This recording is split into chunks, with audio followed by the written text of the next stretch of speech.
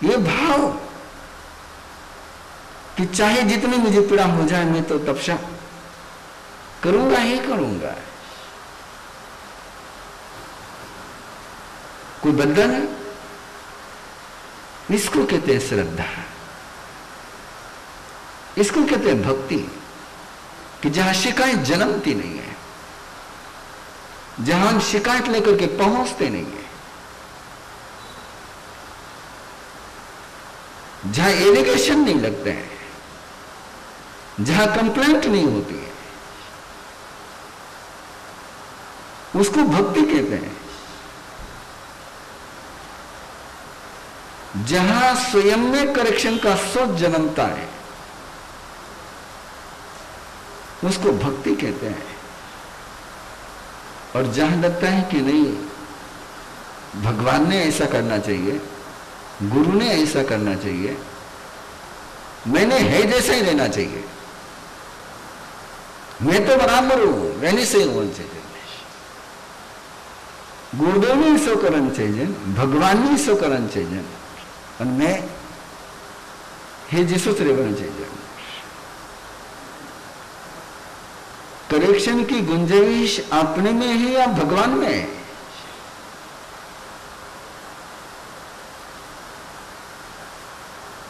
और जहां सामने वाले में करेक्शन की भावना जन्मती उसको नफरत कहते हैं, नफरत।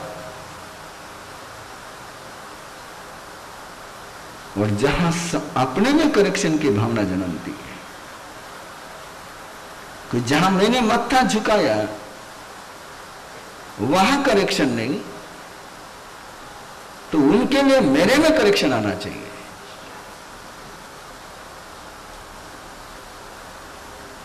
उसको भक्ति कहते हैं। मेरे लिए मेरे गुरु ने कुछ करना चाहिए, मेरे लिए मेरे भगवान ने कुछ करना चाहिए, ये इसको आप कह दो भक्ति। मैं नहीं कह सकता हूं भक्ति, और मैं इसलिए नहीं कह सकता हूं कि ऐसे भक्ति करने वाले जिंदगी में कभी सुखी नहीं होते देखे मैंने। उन भक्तों को मैंने कभी दुखी नहीं देखा जो इतना दुख झेल रहे थे लेकिन दुखी नहीं थे, क्योंकि उनके मन में ये भाव नहीं थे कि मैं तुम्हारे नाम से तपस्या कर रहा हूं, तुम्हारे जन्मदिन पर तपस्या कर रहा हूं, और फिर भी आप मुझे नहीं संभालते हो। ये भाव यदि उनके मन में आते तो उसको भक्ति कहना संभव नहीं था। लेकिन उनके मन में ये भावना नहीं जन्म पाई। यही सोच, यही सच बने, इसके लिए जन्मोत्सव का आयोजन मैं करता हूं। मैंने पहले आपसे कभी बात नहीं करी कि क्यों मैंने ये जन्मोत्सव का ये रूप देना मैंने क्यों सोचा। प्राय जन्मदिन पर ये आता वो आता वो आता वो आता, खिलायो पिलायो चले गए, प्रभावना बांट ली,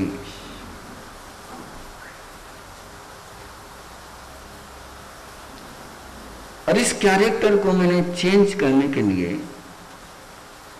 ये कार्यक्रम शुरू किया।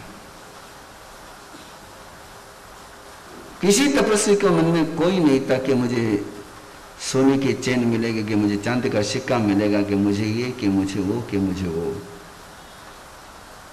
और वो स्ट्रक्चर तो हमने कभी रखा ही नहीं।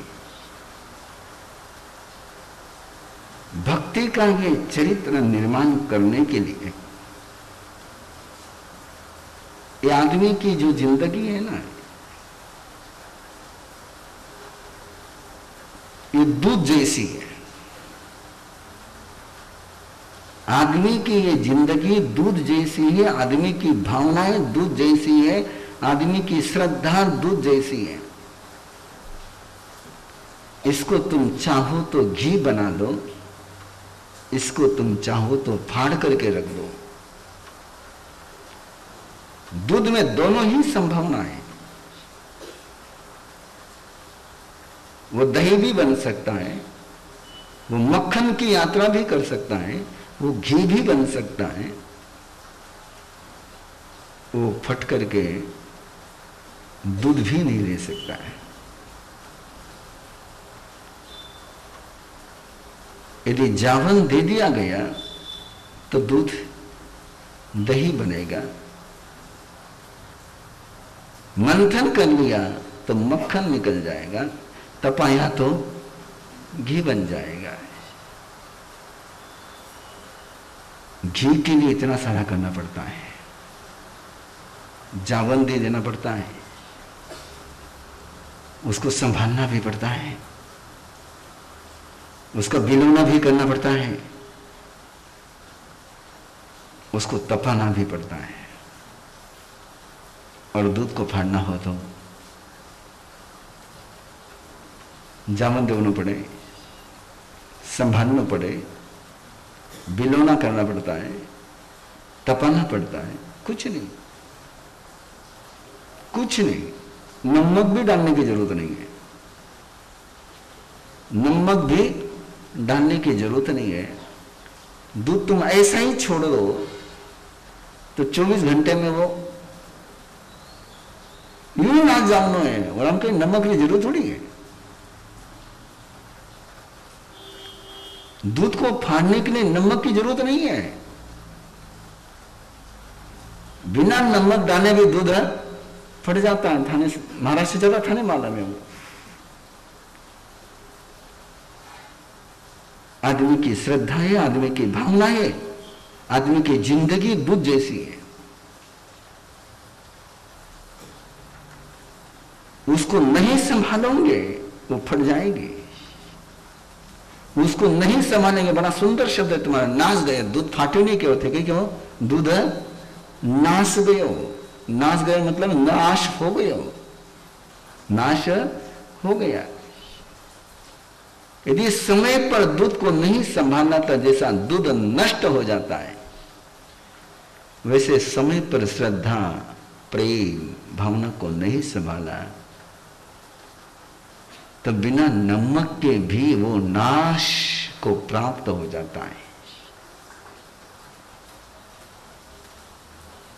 दूध को घी तक ले जाना हो तो संभालना पड़ता है, भावना से भाग्य बनाना हो तो संभालना पड़ता है, भावना से भगवान बनना हो बिलोना भी करना पड़ता है, तपाना भी पड़ता है। इतनी यात्रा करनी पड़ती है तब जाकर के दूध घी बनता है। इतनी यात्रा वो लोग करते हैं, इसलिए उनका 12 घंटे का उपवास भी शिखर पर पहुंचता है। और इतनी तपस्या तुम कर करके भी इतना सारा नहीं करते हो, इसलिए वो सारा नाश जाता है। मेरी बातें कई बार संघ को बहुत भारी जाती है। संघ को, क्योंकि मैं कड़वा बोलता हूं, डांटता हूं, चुपता हुआ बोलता हूं,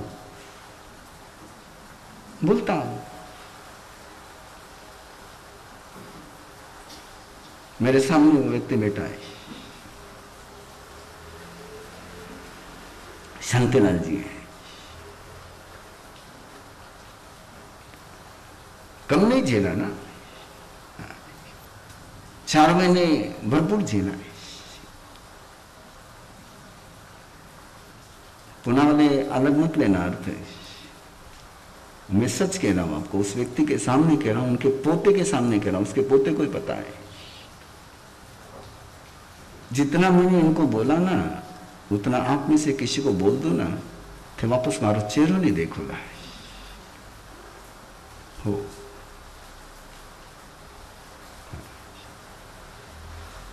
लेकिन इस व्यक्ति ने घर में जाकर के बेटे को तो नहीं बताया कि हमारा सामने से बोले आए। बेटे को तक नहीं बताया कि हमारा सब मुझे बोले। ये तो उनको पता, मुझे पता, उस समय सुनने वालों को पता। बहुत बहुत पाया मैंने, बहुत पाया, बहुत पाया, बहुत पाया। आपको लगता है ना मैं चेन्नई का जिक्र बार बार करता हूं? चेन्नई का नहीं करता हूं, वो भक्ति है, वो आस्था है, वो समर्पण है। ऐसा मत समझना कि तुम्हारा समर्पण है, लेकिन मैं चाहता हूं कि तुम्हारे समर्पण की भी ये ऊंचाई आ जाए, ये गहराई आ जाए। इस ऊंचाई और गहराई को छूना चाहिए। तुम्हारे में भावना है, दूध जैसी है। तुम्हारा दूध घी नहीं बन पा रहा है, और मेरा मानस है कि तुम्हारा दूध घी बन जाए, घी बन जाए। घी कभी नाश्ता नहीं है, घी कभी नाश्ता नहीं है, और दूध नासे बिना रहता नहीं है।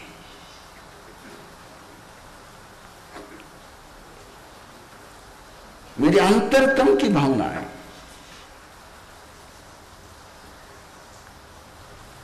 कि तुम्हारा ये जो दूध है श्रद्धा का, बहुत मीठा है, बहुत प्योर है, बहुत शुद्ध है, बिल्कुल कामधेनु का दूध है, कोई जर्सी गाय का दूध नहीं है, कामधेनु का दूध है। लेकिन दूध चाहे कामधेनु का हो चाहे जर्सी गाय का हो, उसको नहीं संभाला तो नासेगा ही नासेगा, नासेगा ही नासेगा। और नाचने के बाद कुछ नहीं कर सकते। नहीं मैंने पहली मालूम नहीं पड़ी हो, मैं इसको कर लेता हूं, कहीं नहीं कर सके। तो नासन का पहले बहुत कुछ कर सकते हो, नाचने के बाद कुछ नहीं। इंसिडेंस होने के पहले कुछ भी कर सकते हो, इंसिडेंस होने के बाद केवल उसको स्वीकार ही करना होता है। बाकी तुम कुछ भी करो मूर्खता है। घटना घटने के बाद तुम कुछ भी करो, घटना चेंज होती नहीं है। घटना घटित होने के पहले जो कर सकते हो वही सार्थक है। घटना घटने के बाद तुम चाहे बोलो, चाहे माथा पीटो, चाहे जो करो, उससे केवल तुमको सहानुभूति मिल सकती है, सफलता नहीं मिल सकती है। और मुझे पता नहीं वो सहानुभूति भी कितनी मिलेगी। उड़ाने तो बिल्कुल पक्के मिलेंगे। काम बिगड़ने के बाद सहानुभूति बहुत कम मिलती है, उल्हाने पक्के मिलते हैं। इसलिए अंतरतम की भावना है कि तुम्हारा दूध नासे नहीं, वो घी बन जाए, और उसको घी तक ले जाना ही ये सारे चतुर्मास का लक्ष्य होता है। और उसके लिए इसको समझ लो, आराम से समझ लो। जैसा लिखा होगा वैसा होगा, ये मूर्खता का विधान है। दूध ने घी बनना है कि दूध ने नासना है, ये दूध के हाथ में नहीं है। वो दूध जिसके हाथ में है उसके हाथ में है। दूध ने नासना के घी बनना, ये दूध के हाथ में कि जिसके हाथ